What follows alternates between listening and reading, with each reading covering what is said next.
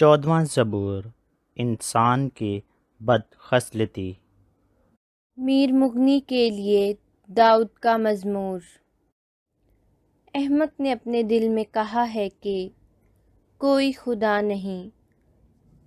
وہ بگڑ گئے، انہوں نے نفرت انگیز کام کیے ہیں، کوئی نیکوکار نہیں۔ خداوند نے آسمان پر سے بنی آدم پر نگاہ کی تاکہ دیکھے کہ کوئی دانشمند، کوئی خدا کا طالب ہے یا نہیں۔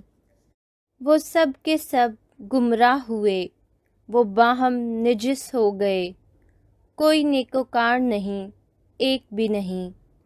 کیا ان سب بد کرداروں کو کچھ علم نہیں جو میرے لوگوں کو ایسے کھا جاتے ہیں جیسے روٹی، اور خداوند کا نام نہیں لیتے؟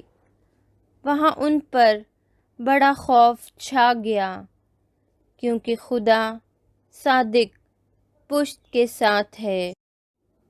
تم غریب کی مشورت کی ہنسی اڑاتے ہو، اس لیے کہ خداوند ان کی پناہ ہے۔